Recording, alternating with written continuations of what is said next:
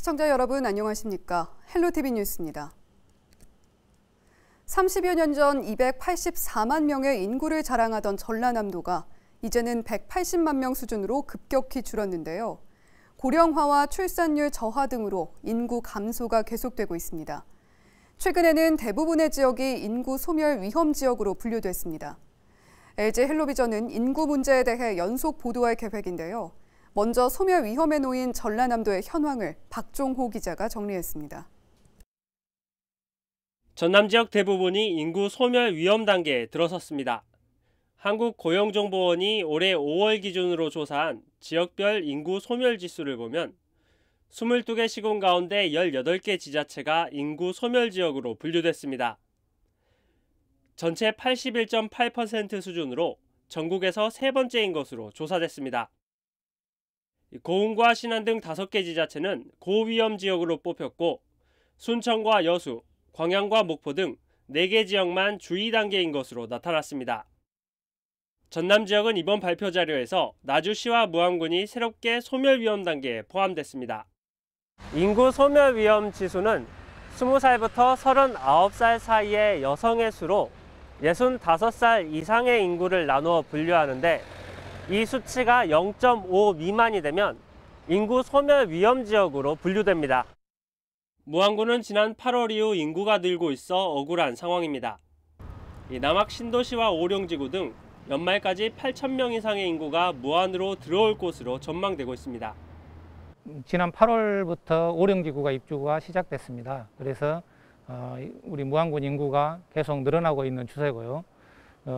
지난 9월 말 기준으로 해서 인구 소멸 지수를 다시 한번 체크를 해보니까 저희가 소멸 지역에서 다시 주의 단계로 다시 올라간 걸로 0.5 이상 지수가 나와서 주의 단계로 다시 올라간 상태입니다. 그리고 앞으로도 연말까지 계속 오룡지구 입주를 앞두고 있어서 우리 무안군 인구는 계속적으로 늘어날 것으로 생각을 하고 있습니다. 인구 감소로 인한 지역 위기에서 벗어나기 위한 행정당국의 노력이 이어지고 있습니다. 전라남도는 인구 소멸 지역 지원 특별 법안 마련을 위한 연구 용역을 진행했습니다. 지방 소멸 위기 극복을 위한 국가 차원의 지원 근거를 마련하기 위해서입니다. 이제 지금 특별법 제정을 해서 저희가 이제 용역을 해서 용역이 이제 끝났거든요. 끝나서 지금 그 용역 결과를 토대로 해가지고 저희 김승남 국회의원님께서 발의를 해놓은 상태예요. 그래서 이제 그게 이제 제정되도록 저희는 이제 계속 노력할 계획이거든요. 최근 김승남 더불어민주당 의원과 김영동 국민의힘 의원이 특별법 제정안을 대표 발의한 상태. 이번 국회에서 특별법이 통과돼 인구 붕괴 위기에 놓인 전남의 성장 발판 마련이 기대되고 있습니다. 헬로티비 뉴스 박종호입니다. 보신 것처럼 전남의 인구 감소 현상은 심각한 수준입니다. 전국적인 공통 원인으로는 저출산, 고령화를 꼽을 수 있을 텐데요. 전남의 인구 감소 특징을 살펴보면 다른 지역으로 옮겨가는 사람이 많은 것으로 나타났습니다. 어떤 이유 때문인지 김신혜 기자가 짚어봤습니다. 올 상반기 전남으로 거주지를 옮긴 인구는 4만 4천여 명. 하지만 동시에 5만 4천여 명은 전남을 떠나면서 순이동 인구는 만여 명이 줄었습니다. 네, 어차피 인구 유출 부분은 수도권 지역의 유출은 동적인 현상인데 지역 내에서도 강주로 쏠리는 현상이 좀 거둬야 게 저희 특성인 거죠. 지난해 전라남도민을 대상으로 이주 의향을 묻는 통계를 봐도 비슷한 결과를 확인할 수 있습니다. 전라남도를 떠나고 싶은 사람 가운데 광주광역시로 가고 싶다는 비율이 20.9%를 기록했고 서울, 경기 등 수도권이 20%로 뒤를 이었습니다. 이주를 원하는 이유로는 직장과 일자리가 25.1%로 가장 높았습니다. 교육 문제도 높은 비중을 차지했습니다. 자녀나 본인의 교육 환경 때문에 이주를 원한다는 사람은 18.9%에 달했습니다. 자녀를 다른 지역으로 진학시키고 싶은 이유로는 특성화 교육 여건, 좋은 대학으로의 진학 가능성, 대도시에서의 교육 수요가 높은 비중을 차지했습니다.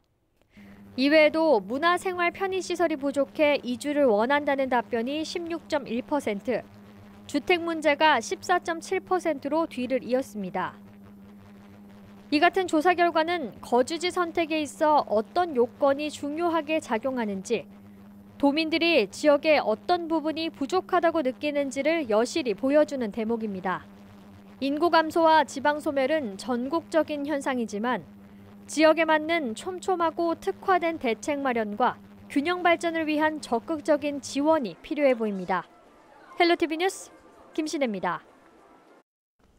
호남권 첫 자벌드가 순천만 국가정원 인근에 조성되고 있습니다.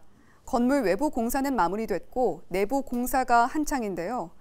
수도권에 집중돼 있던 직업체험관이 호남권 최초로 조성되고 있어서 지역 청소년과 어린이에게 다채로운 직업체험의 기회가 열릴 전망입니다. 서경 기자가 취재했습니다. 호남권 최초 수식어가 붙은 순천만 자벌드 공사 현장입니다. 지하 1층, 지상 2층 규모의 직업체험관 건물이 조성돼 있는데 현재는 내부 공사가 한창입니다. 이 직업체험관이 완공되면 40여 개 현장이 운영되고 그 안에서 62개가 넘는 직업체험이 가능해집니다. 드론과 3D 프린팅, 빅데이터 등 4차 산업과 연계된 직업군을 시작으로 반려동물 센터, 웹툰 스튜디오, 재난안전센터 등 다양한 직업군을 간접적으로 경험해 볼 수 있는 겁니다. 그냥 머릿속으로만 생각하는 4차 산업혁명 시대의 미래 직업을 체험할 수가 있고요. 그리고 이제 순천의 강점이 생태 아닙니까? 이렇게 생태에 관련된 직업들을 체험할 수가 있습니다. 직업체험은 미래의 진로를 결정하거나 목표에 대한 동기를 부여하는 데 매우 중요한 과정입니다. 순천시는 호남권 첫 자벌드가 전남 지역 학생들의 교육 수준을 크게 높일 것으로 기대하고 있습니다.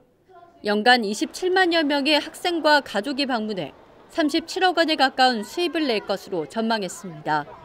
다만 예상되는 지출 비용이 연간 53억 원으로 수입보다 많았지만 인근 순천만 국가정원과 드라마 세트장으로 관광객을 분산 유도하고 체류형 관광 상품을 개발했다는데 더 큰 의미를 두고 있습니다.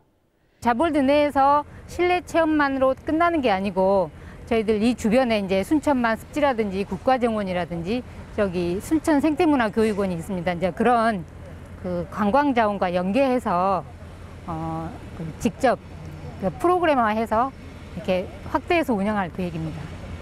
현재까지 60%의 준공률을 보이고 있는 순천만 자벌드. 학생들의 직업체험과 더불어 지속가능한 순천형 관광상품으로 자리 잡을 수 있을지 주목됩니다. 헬로티비 뉴스 서경입니다.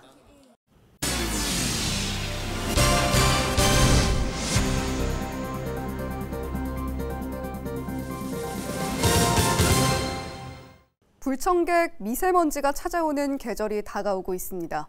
미세먼지가 건강을 위협하는 사회 재난으로 대두되면서 지난해부터 각 지자체에서는 미세먼지 차단 숲을 만들고 있는데요. 광양이 전국 기초자치단체 가운데 숲의 전체 규모가 가장 크다고 합니다. 그만큼 미세먼지를 차단하는 효과도 높을 것으로 기대되는데요. 김신혜 기자가 취재했습니다. 광양의 한 산단과 마을 사이를 가로지르는 큰 도로. 도로가를 따라 대왕 참나무, 애기동백 등이 빼곡히 줄지어 있습니다. 광양시가 지난해부터 만든 미세먼지 차단숲입니다. 미세먼지 차단숲은 산단 등에서 나오는 대기오염 물질이 마을과 일상생활 공간으로 확산되지 않도록 막아주는 역할을 합니다. 복잡한 표면을 가진 나뭇잎이 미세먼지를 흡수하고 촘촘한 나뭇가지와 줄기는 미세먼지의 이동 면적과 속도를 줄이고 숲 내부의 낮은 온도와 높은 습도로 남은 미세먼지를 가라앉히는 원리입니다. 국립산림과학원에서 이제 발표한 자료에 의하면 이제 홍릉수목원에서 측정했는데요. 여기 홍릉수목원의 숲 경계와 내부 그리고 중심에서 측정한 결과 미세먼지는 평균 25.6%가 저감되었고 초미세먼지는 40.9%가 저감되었습니다. 나무 심기 효과로 보면 나무 한 그루는 1년 동안 미세먼지 35.7g을 흡수하고 도시숲 1헥타르는 대기오염 물질을 168kg 줄여줍니다. 지난 2년 동안 광양에 생긴 미세먼지 차단 숲은 모두 8.4헥타르. 1년 동안 줄어드는 오염 물질이 약 1,400kg에 달하는 셈입니다. 광양시는 내년에도 미세먼지 차단 숲을 7헥타르 더 조성할 계획입니다.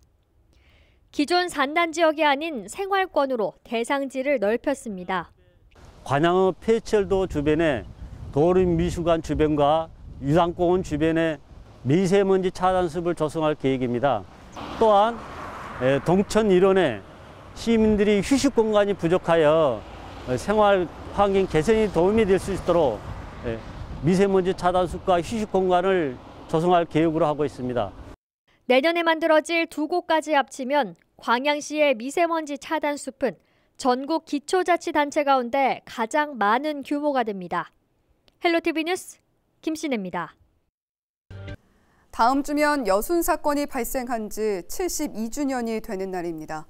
제주 4.3 사건과 달리 여순 사건은 아직 피해자 명예회복과 진상규명이 제대로 이루어지지 못한 실정인데요.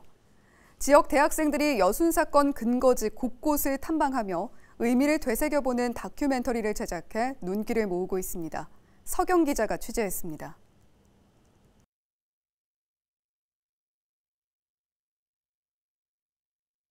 오늘날 우리 지역 초등학생들이 바라본 여순 사건을 한 개의 단어로 표현한 내용입니다. 72년 전 우리가 발딛고 있는 여수와 순천에서 발생했지만 교과서에서조차 배울 수 없는 사건이었습니다. 순천대학교 학생들이 지역 초등학생 20여 명과 함께 여순 사건이 발생된 주요 지점을 찾아가 보고 남겨진 유족들을 만나 직접 이야기 들으며 여순 사건을 이해하는 과정을 그린 다큐멘터리가 처음으로 공개됐습니다. 자라나는 세대가 여순 사건을 어떻게 인식하고 기억해야 하는지 생각해 봤다는데 의미가 깊습니다. 우리는 다양한 시각에서 이 사건을 이해하고 배워나가야 된다고 생각합니다. 여수는 우리끼리만 알고 누군가만의 일이 아니라 앞으로 더 많은 사람들이 또 새로운 역사를 바라볼 수 있는 관점을 만들어주는 계기가 될 것이라고 생각합니다. 다큐멘터리를 시청한 관객들도 만감이 교차하는 듯한 표정을 보였습니다. 제주 민간인을 학살해서라도 4.3 사건을 진압하라는 군의 명령. 이 잘못된 명령을 수행했어야 했는지, 수행하지 않았어야 했는지 어려운 질문이 던져졌습니다. 허석 순천시장은 여순항쟁 전국 창작가요제 곡인 아무도 모르는 이야기를 축사 대신 부르며 고인의 넋을 위로하고 여순 사건의 의미를 강조했습니다. 한평생 풀지 못한 그날의 밤이 그 이름이 사라질까 두려워 싸늘한 그 계절 돌아보면 살아있는 게 죄인 같아 어려워. 이 노래만 5절이면 정말 가슴이 아픕니다. 영령들의 원혼을 달래는 빨리 그날이 오기를 기대합니다. 우리 지역 학생들이 바라본 여순 사건, 10월에 핀 동백은 지역을 넘어 국회 시사회를 앞두고 있습니다. 왜곡된 진실을 마주하고 이제부터라도 역사를 바로잡기 위해 나선 학생들. 여순 사건을 올바르게 기억하고 지켜주기 위한 모두의 노력이 더해지고 있습니다. 헬로티비 뉴스 서경입니다.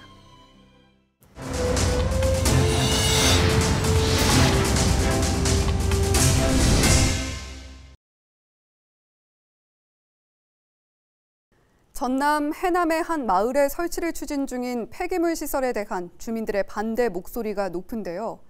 주민들은 허가 과정에서도 문제가 있다며 제기하고 나섰습니다. 자세한 내용 송효창 기자가 취재했습니다. 해남군 산이면의 한 작은 마을. 농민들이 농성을 시작했습니다. 한창 수확에 나서야 할 시기지만 마을에 들어서는 폐기물 시설을 보고만 있을 수 없다는 이유에 섭니다. 군수가 어떤 생각을 갖고 있는지 모르겠지만 우리 주민들을 생각하고 면민들을 생각하고 군민들을 생각한다면 빠른 시간에 이걸 처리를 해줘야 된다고 저는 생각을 합니다. 주민들이 반대하는 이유 중 가장 큰 것은 사업 시행 전 사업 설명회 개최와 악취 방지 대책 수립 등이 진행되지 않았다는 것입니다. 당초 해남군 계획위원회는 지난 2019년 5월 23일 세 가지를 전제로 산지 전용 허가에 대해 조건부 수용했습니다. 당시 조건에는 건축물의 재료와 색채, 주변 경관에 저해하지 않도록 조치하는 것과 악취 방지 대책을 구체적으로 수립하고 사업 시행 전 인근 마을의 사업 설명회를 개최하도록 했습니다.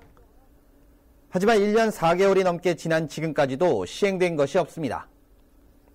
심지어 사업자 측은 주민들이 설명을 듣지 않겠다며 설명회에 참석하지 않았다고 해남군에 보고했고 해남군은 아무런 확인도 하지 않은 채 이를 받아들였습니다. 또 다른 문제점도 발견됐습니다. 제가 지금 서 있는 이곳이 농어촌공사 부지입니다. 폐기물 공장이 들어서는 곳까지 들어가기 위해서는 도로가 필요한데요. 이 도로를 만들기 위해서 해남군이 직접 개입까지 했습니다. 보통은 해당 업체가 부지 사용 승인을 위해 토지주나 관할기관에 승인 요청을 하고 있습니다. 그런데 해당 업체 대신 해남군이 직접 나서 일을 처리해 준 것입니다. 심지어 해당 업체는 퇴비 공장이 들어선다고 주민들에게 설명해 놓고 정작 군청에는 폐기물 공장으로 허가 신청했습니다. 해남군은 지난해 12월 폐기물 처리업에 대해 최종 허가 승인했습니다. 주민들은 말도 안 된다며 지속적으로 민원을 제기했습니다. 또 솔라시도 내 농업 테마부지 등 3곳을 대토 후보지로 추천하기도 했습니다. 하지만 어떠한 것도 받아들여지지 않자 지난달 27일 해남군을 상대로 허가 취소 행정심판을 청구했습니다. 이에 대해 해남군은 민원 해결을 위해 노력 중이라고 답변만 내놓은 상태. 그렇게 지금 해결하려고 노력을 하고 있습니다.